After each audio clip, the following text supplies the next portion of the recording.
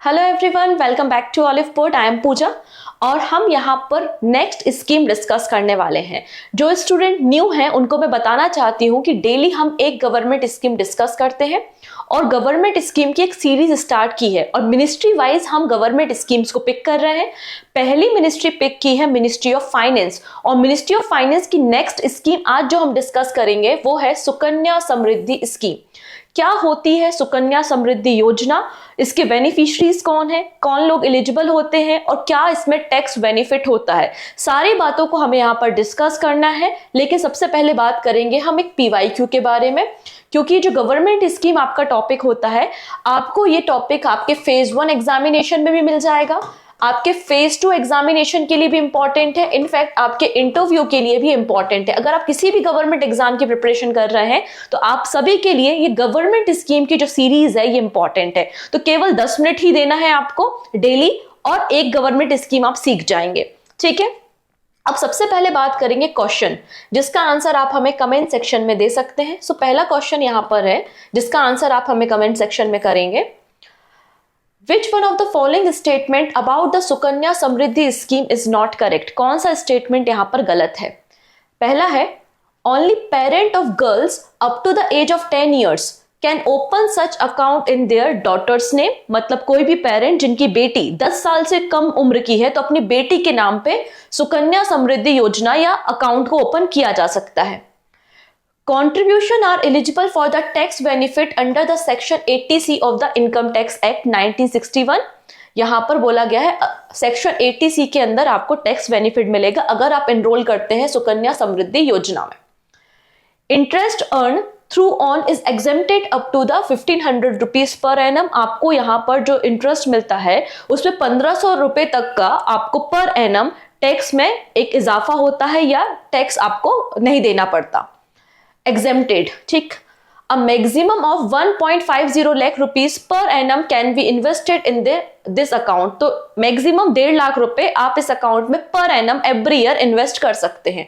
कौन सा स्टेटमेंट यहाँ पे करेक्ट नहीं है? सही आंसर आप हमें कमेंट सेक्शन में दे सकते हैं। वीडियो के एंड में आपको एक फेज 2 के लिए, मतलब आपका जो ESI पेपर होता है ना फेज 2, उसका एक क्वेश्चन देखने को मिलेगा जिसका आंसर आप लिख सकते हैं अपने लेवल पे, ठीक है।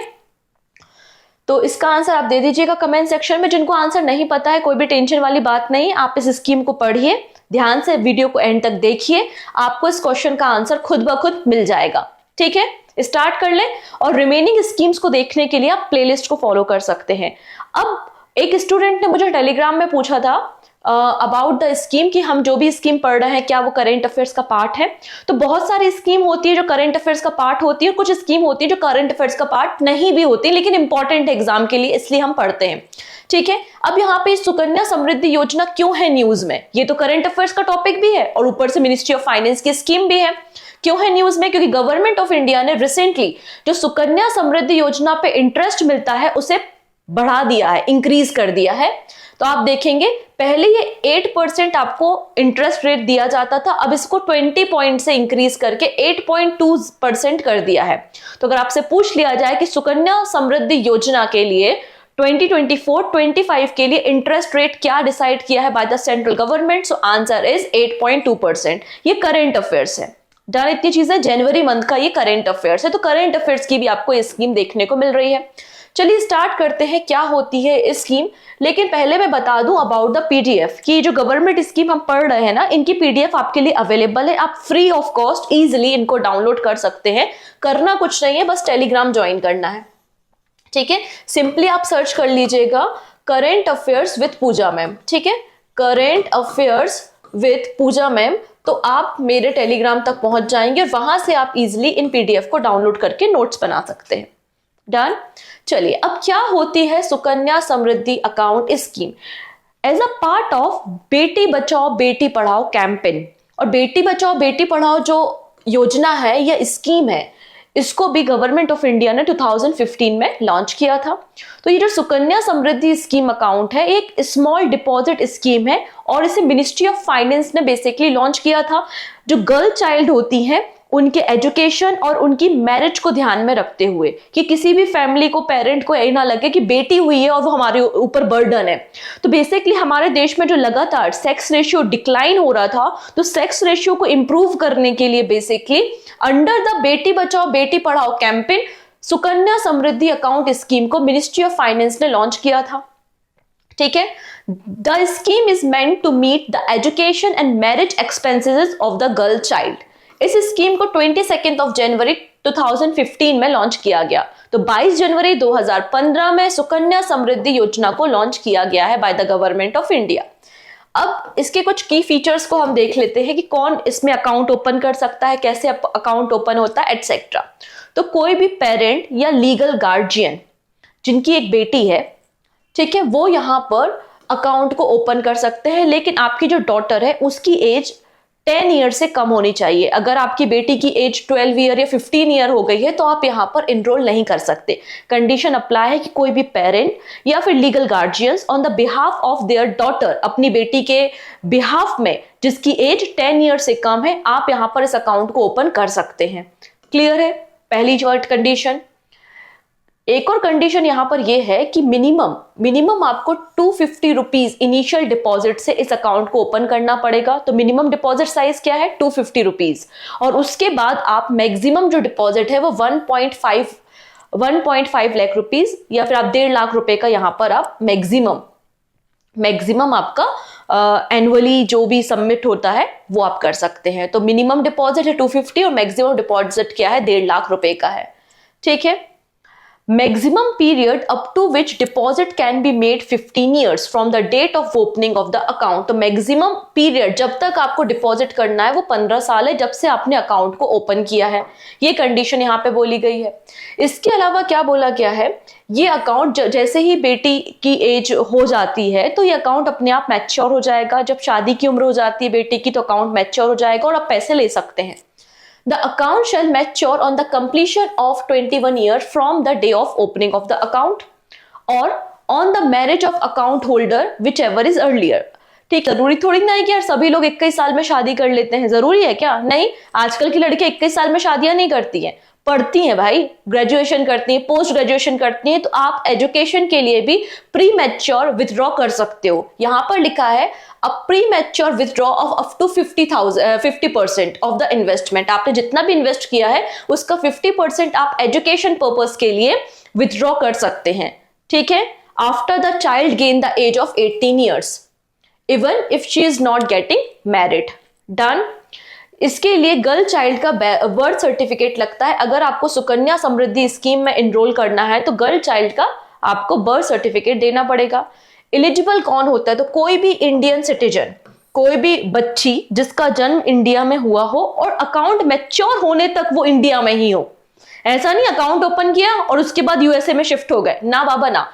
बर्थ भी इंडिया में होना चाहिए और मैच्योरिटी पीरियड जब तक अकाउंट का नहीं होता तब तक भी आपको इंडिया में रहना पड़ेगा, तो ही आप इसके लिए एलिजिबल है।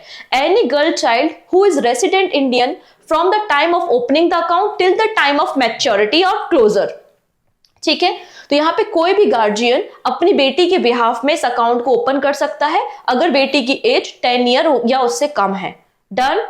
अब यहाँ पे बोला है a family can open a maximum of 2 accounts. मतलब अगर आपकी 2 बेटियां हैं तो आप दोनों बेटियों के लिए अलग अलग अकाउंट ओपन कर सकते हो। तो केवल 2 अकाउंट ही पर फैमिली ओपन कर सकती है। बट मान लेते हैं कोई लेडी है, उसकी डिलीवरी हुई और उसको ट्विंस होते हैं, तो उस केस में नंबर ऑफ अकाउंट्स 3 हो जाएंगे।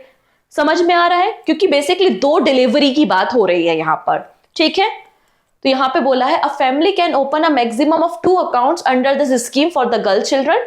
However acceptation allow opening more than 2 account for twins और ट्रिपल्स होते हैं, तो उस केस में आपको ज्यादा अकाउंट ओपन करने की परमिशन होती है। क्या इसमें टैक्स बेनिफिट है? यस।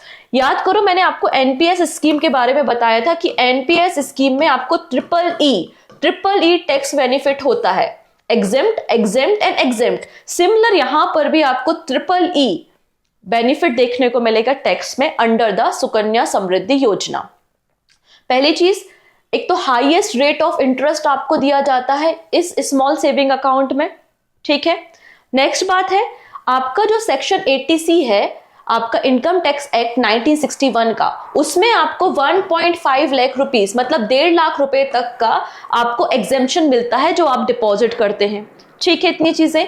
नेक्स्ट बात बोला जाता है कि आपने डिपॉजिट किया, आपका जो इन्वेस्टमेंट है उसमें तो आपको कोई भी टैक्स नहीं दे रहा है, आपको जो इसमें इंटरेस्ट मिल रहा है उसमें भी आपको कोई टैक्स नहीं देना है, और मैच्योरिटी होने पर जो पैसा मिल रहा है उस पर भी आपको कोई टैक्स नहीं देना है। तो ये फायदे होते हैं, इसलिए इसमें बोला है कि ये EEE मतलब एग्जेम्प्ट, एग्जेम्प्ट और एग्जेम्प्ट। इन्वेस्टमेंट के लिए भी आपको प्रॉफिट है, मैच्योरिटी होने पे भी आपको प्रॉफिट मिल रहा है, टैक्स नहीं देना, और जो इंटरेस्ट मिल रहा है उस पर भी टैक्स नहीं देना। तो 3 तरीके से आपका टैक्स यहाँ पे सेव हो जाता है। क्लियर है? तो यहां पर एक बार हम इस पूरी स्कीम को इन अ मिनट देख लेते हैं। इस स्कीम का नाम क्या है? सुकन्या समृद्धि योजना है। 22 जनवरी 2015 में से लॉन्च किया गया था अंडर द बेटी बचाओ बेटी पढ़ाओ कैंपेन। ऑब्जेक्टिव क्या है? Education and marriage expenses for the girl child. Applicable institute कौन कौन से जहां से आप अकाउंट को ओपन कर सकते हो? तो हमारे पोस्ट ऑफिस से, public sector bank and private sector bank से भी ये ओपन हो जाता है। अकाउंट होल्डर कौन होते हैं? जो पेरेंट या लीगल गार्जियन होते हैं वो अकाउंट होल्डर होते हैं। एज लिमिट क्या होती है? बिलो द 10 ईयर होती है।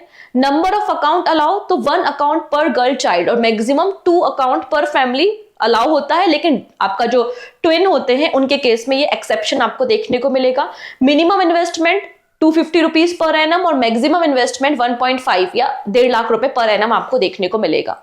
मैच्योरिटी पीरियड 21 ईयर्स होती है, और इंटरेस्ट रेट पहले 8% था, अभी इंक्रीज कर दिया जनवरी मंथ में, 8.2% आपको इंटरेस्ट रेट देखने को मिलेगा अंडर दिस स्कीम।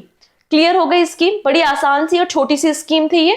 इसके अलावा फर्दर हम डिस्कशन करें फेज 2 के क्वेश्चन के बारे में, मैं आपको बताना चाहती हूँ अगर आप लोग भी RBI ग्रेड बी एग्जाम की प्रिपरेशन कर रहे हैं तो फेज 1 और फेज 2 की प्रिपरेशन आप कर सकते हैं इस लाइव बैच के साथ। फर्दर इन्फॉर्मेशन के लिए आप ऑलिव बोर्ड के एप्लीकेशन को डाउनलोड कर सकते हैं प्ले स्टोर से। डन।